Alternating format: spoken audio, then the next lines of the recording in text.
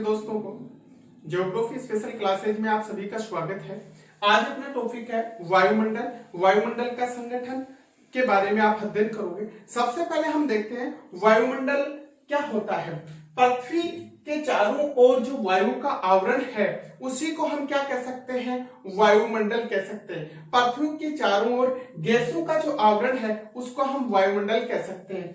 वायुमंडल जो है ये पृथ्वी की सतह से इसकी लगभग ऊंचाई अगर अपन देखें तो लगभग 10,000 किलोमीटर है। कितने किलोमीटर है? 10,000 किलोमीटर तक ये क्या है, ऊंचाई तक फैला हुआ है।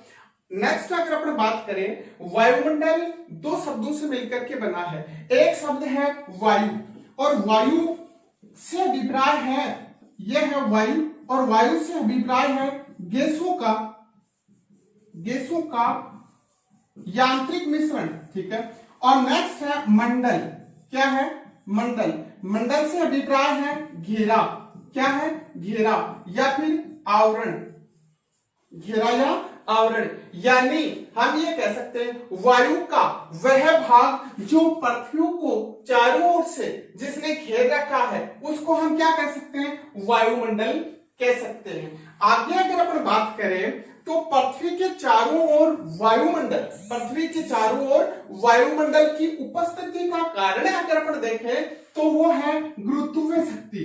कौन सी शक्ति है? गुरुत्वाकर्षण की शक्ति के कारण ये वायुमंडल जो है वो पृथ्वी के चारों ओर उपस्थित रहता है। नेक्स्ट अगर अपन बात करें यहां वायुमंडल का लगभग अगर 50% भाग देखें तो यह 50% भाग 5 किलोमीटर की ऊंचाई तक पाया जाता है। कितनी किलोमीटर की? 5 किलोमीटर की ऊंचाई तक पाया जाता है। नेक्स्ट अगर अपन बात करें वायुमंडल का लगभग 97% अगर अपन भाग देखें, 97% भाग ये 29 किलोमीटर की ऊंचाई तक पाया जाता है। और अगर इसके बाद में आगे अपन देखें तो 99% अगर भाग देखें वायुमंडल का तो 99% भाग है वो 32 किलोमीटर की ऊंचाई तक पाया जाता है।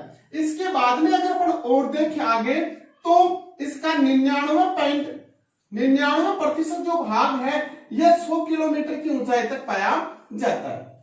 अब देखिए आगे अगर अपन देखते हैं तो वायुमंडल के संगठन के बारे में अध्ययन करते हैं। संगठन, वायुमंडल का संगठन जो है मुख्य रूप से वायुमंडल 3 प्रकार के पदार्थों से बना हुआ है, जिसके अंतर्गत एक आती है गैसें। क्या आती है? गैसें। नेक्स्ट अगर अपन देखें तो यहां पर आता है तरल पदार्थ। क्या आता है? तरल पदार्थ, ठीक है। अगर इसके आगे अपन देखते हैं तो यहां पर आते हैं एरासोल्स या फिर हम जिनको बोल सकते हैं ठोस पदार्थ। क्या बोल सकते हैं? ठोस पदार्थ। क्लियर। अब सबसे पहले अगर अपने यहां अध्ययन करें यहां पर कि इस तरल पदार्थ के अंतर्गत तो क्या आता है? तरल पदार्थ के अंतर्गत आता है जलवाष्प। क्या आता है?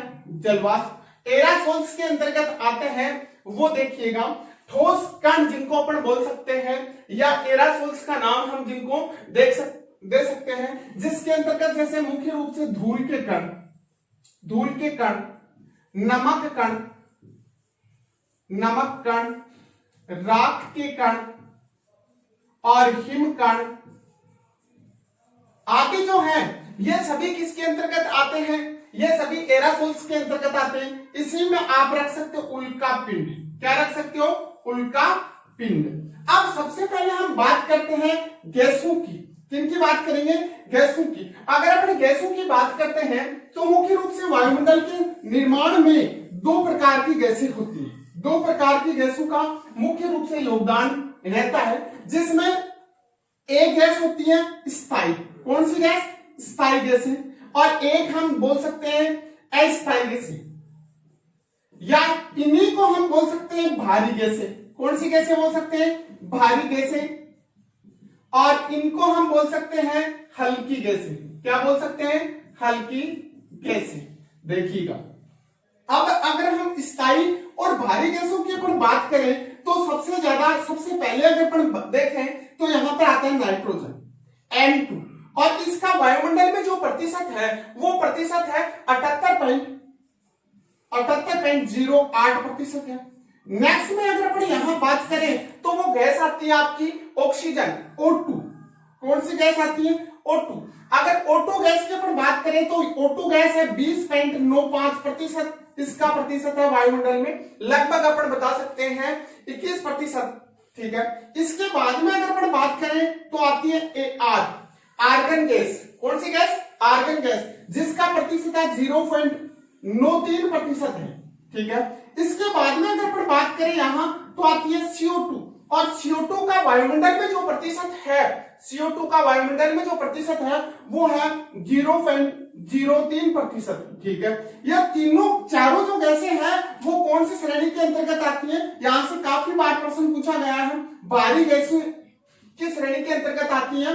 दूसरी बात, अगर आपसे यह पूछा जाए इनकी मोस्टली अगर अपन ऊंचाई देखें तो ये गैसें लगभग 100 किलोमीटर की ऊंचाई तक ये गैसें पाई जाती हैं, मोस्टली देखें तो। वैसे हम नाइट्रोजन का जब अध्ययन करेंगे तो इसकी फिक्स ऊंचाई के बारे में अपन अध्ययन करेंगे। ठीक है, ये तो हो गई भारी गैसें। अब अगर अपन हल्की गैसों के बारे में अगर अपन अध्ययन करते हैं तो यहां पर आती है He। कौन सी गैस? Helium gas. कौन सी गैस? Helium gas. और अगर हीलियम गैस का हम प्रतिशत यहां पर देखें तो 0.0005% ये वायुमंडल में है। इसके बाद में अगर अपन देखें तो यहां पर आती है नियोन गैस। कौन सी गैस आती है? Neon gas. और नियोन गैस की अगर Ne, जिसको अपन बोल सकते हैं Ne, और अगर इसकी अपन बात करें तो ये गैस है वायुमंडल में 0.0018% इसका है। इसके बाद में अगर अपन बात करें तो यहां पर आती है आपकी O3, मतलब ओजोन गैस, जो कि वायुमंडल में एक महत्वपूर्ण गैस है। और इसका अगर अपन प्रतिशत देखें तो 0.00006% वायुमंडल में इसका है। इसके बाद में अगर अपन देखें तो यहाँ हाइड्रोजन गैस है और क्रिप्टॉन गैस है और जीनोन, जो आपको मैंने बता दी हाइड्रोजन गैस। ये जो गैसें हैं वो गैसें कौन सी श्रेणी के अंतर्गत आती हैं? हल्की गैसों की श्रेणी के अंतर्गत आती है। ये हल्की गैसें हैं और ये स्थायी गैसें हैं। अब मोस्टली बात एक यहां से यह आती है कि भारी गैसें जिस मंडल वायुमंडल के भारी गैसें वायुमंडल के जिस भाग में पाई जाती हैं उसे क्या कहते हैं? तो इस बात को आप ध्यान रखना, इसे कहते हैं क्लाइमेटोलॉजी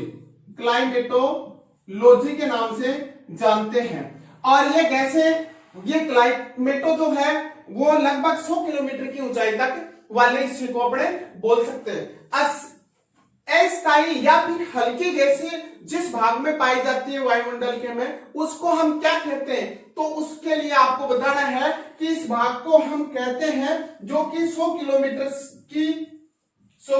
की ऊंचाई से ऊपर, 100 किलोमीटर से अधिक की ऊंचाई वाले भाग में पाया जाता है, और इसको हम कहते हैं एस्ट्रोलॉजी। क्या कहते हैं? एस्ट्रोलॉजी के नाम से इसको हम जानते हैं। आगे अगर अपन बात करते हैं, ये हो गई आपकी गैसें। अब हम सबसे पहले अगर अपन बात करें यहां N2 का मतलब नाइट्रोजन के बारे में आप बात करोगे कि ये नाइट्रोजन जो गैस है, कौन सी गैस है? Nitrogen gas.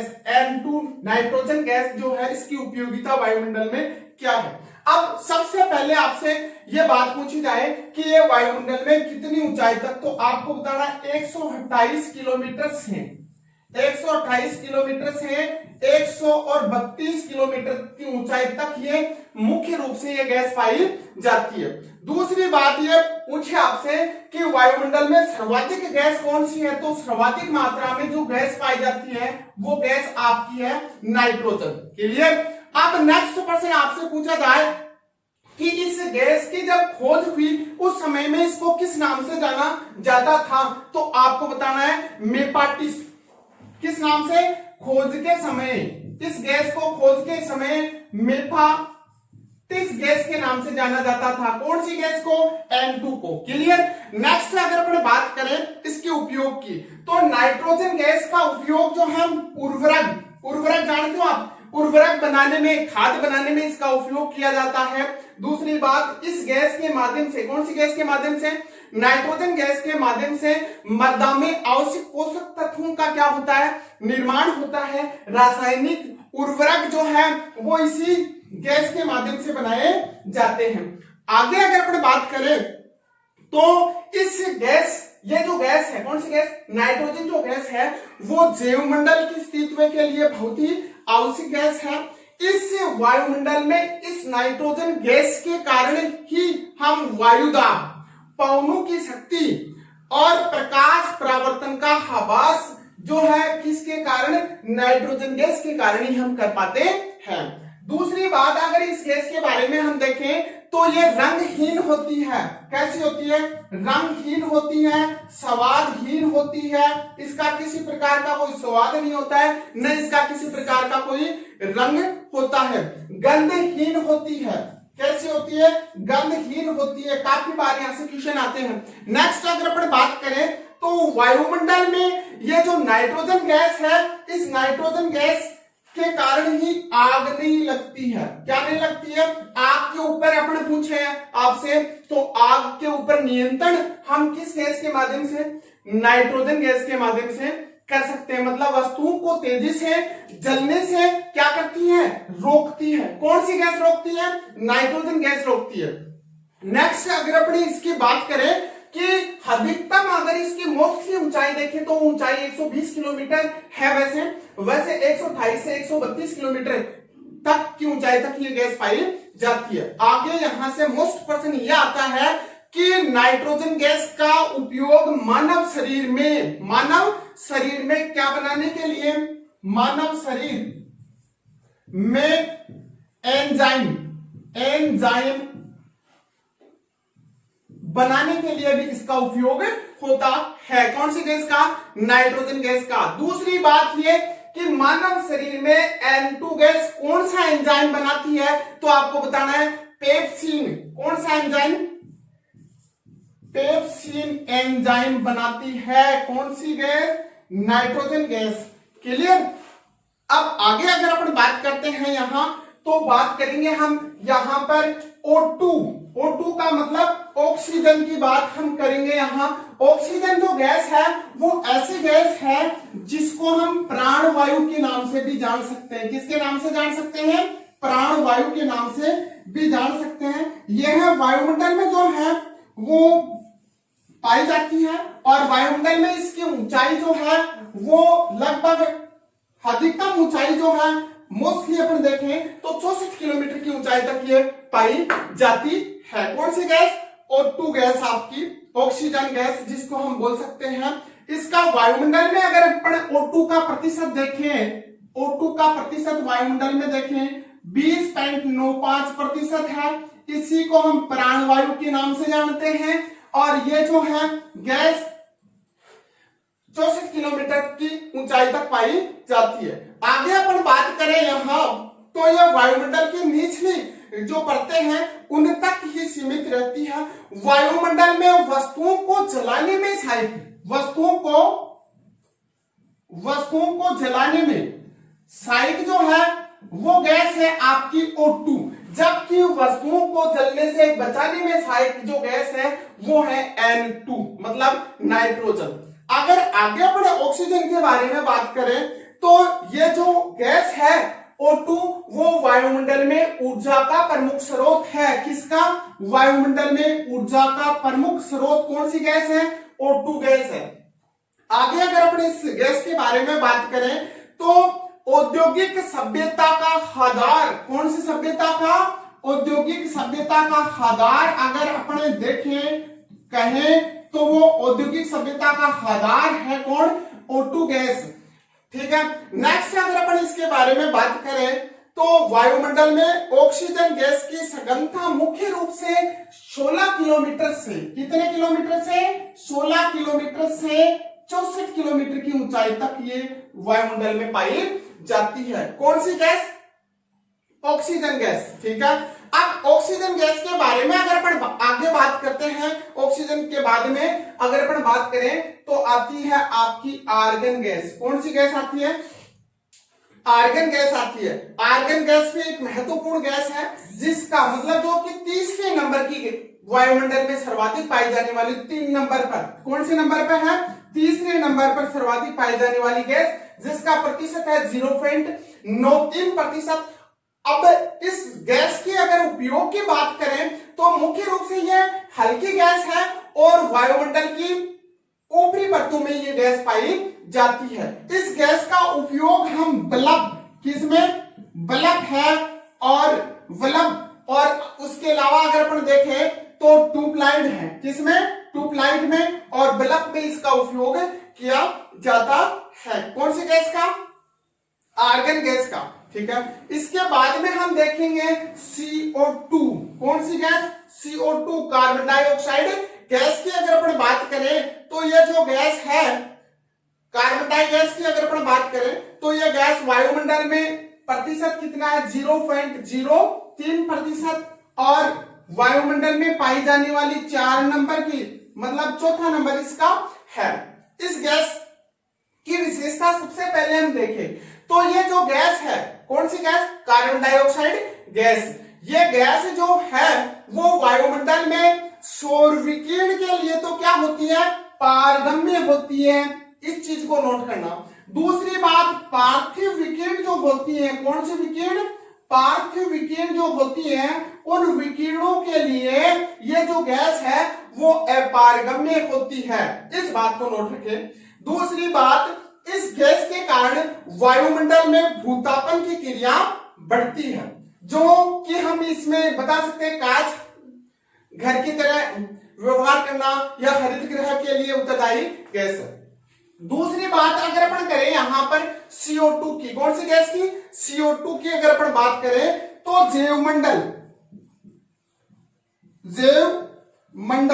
जैवमंडल के अस्तित्व के लिए CO2 जो है आवश्यक है जैवमंडल के लिए, ठीक है।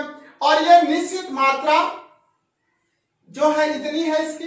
इसके बाद में अगर अपन देखें तो आगे अगर अपन देखें तो जो कार्बन डाइऑक्साइड गैस है, यह गैस जैवमंडल के अस्तित्व के लिए आवश्यक है, और क्योंकि यह पादपों में जो है क्लोरोफिल, कौन सा, क्लोरोफिल तथा जल और CO2 की सहायता से भोजन और ऑक्सीजन दोनों का क्या करने में, निर्माण करने में ये जो गैस है वो महत्वपूर्ण होती है।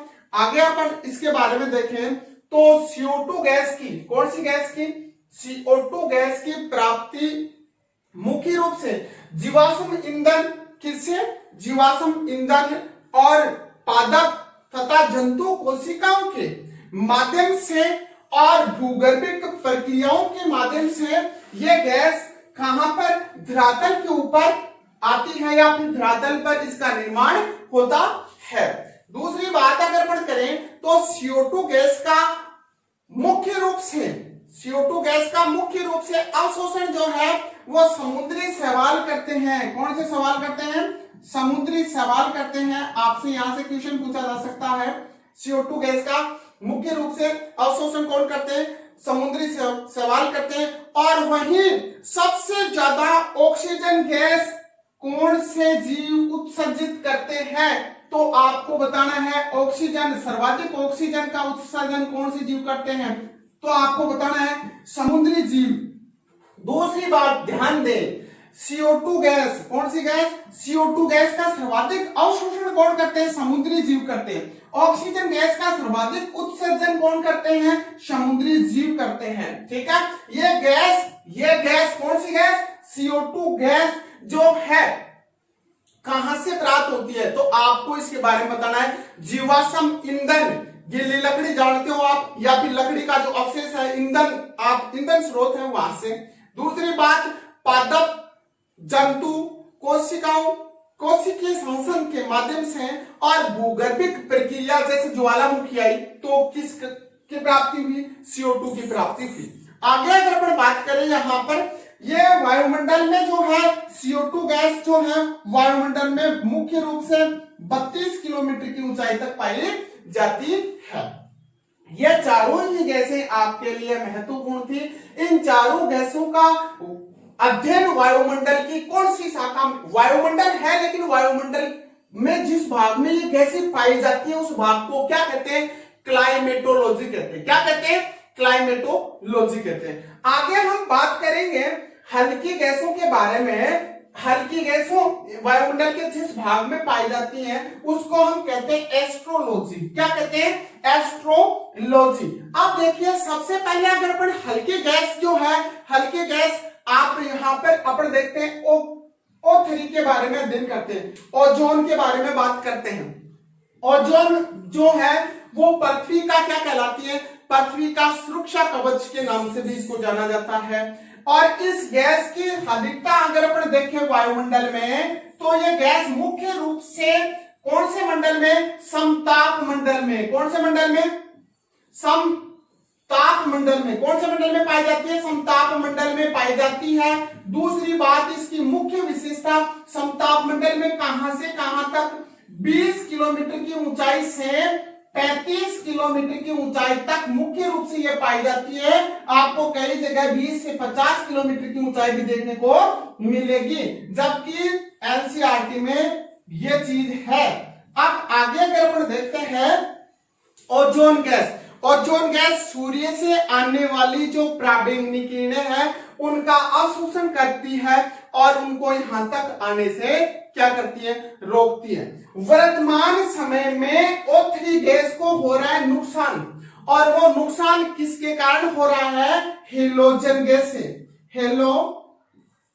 हेलोजन जो गैसें हैं, इन गैसों के परिणाम स्वरूप ये गैस जो है क्या हो रही है, इस परत, ओजोन परत के क्या हो रहा है, छिद्र हो रहा है, जिसका वर्तमान समय में बुरा प्रभाव पड़ रहा है। आगे अगर अपन बात करें यहां पर कि ओजोन परत के ऊपर छिद्र हुआ, इस बात को फोरमैन नामक एक ब्रिटिश भूगोलवेता था, और इसने 1980 में, कब 1980 में इसके ऊपर शोध करना चालू किया, और 1985 में इसने यह बता दिया कि ओजोन परत के ऊपर क्या हो गया, ओजोन परत में क्या हो गया, छिद्र हो गया। अंटार्कटिका के ऊपर ओजोन परत में छिद्र हो गया 1985 में। किसने, फोरमैन का था, ब्रिटिश भूगोलवेता था। दूसरी बात यहां से मोस्ट आपसे बात यह पूछी जाएगी यहां से कि ओजोन को किस में नापा जाता है, ओजोन को किस में नापा जाता है। तो ओजोन को नापने वाली जो इकाई है उसको बोलते हैं हम डोप्सन। क्या बोलते हैं, डोप्सन इकाई में इसको क्या करते हैं, नापते हैं। आगे अगर अपन बात करें यहां पर हीलियम गैस, कौन सी गैस के बारे में बात करोगे, हीलियम गैस। तो हीलियम जो गैस है वो वायुमंडल में पाई जाने वाली एक हल्की गैस है, और इस गैस का प्रतिशत वायुमंडल में जो है वो 0.0005% है। और इस गैस का उपयोग मुख्य रूप से इस गैस का, कौन सी गैस का, हीलियम गैस का उपयोग वायुयान के टायरों में, किनमें, वायुयान के टायरों में इसका उपयोग किया जाता है।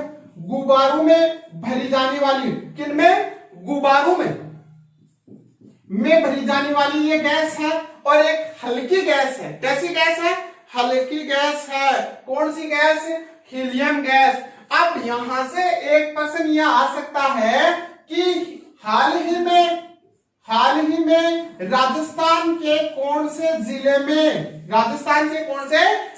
में किसका, हीलियम गैस का भंडार प्राप्त हुआ है। तो राजस्थान का जिला है जैसलमेर। कौन सा जिला है, जैसलमेर। और जैसलमेर में है घोटारू। कौन है, घोटारू। इस स्थान से क्या प्राप्त हुआ है, हीलियम के भंडार प्राप्त हुए हैं।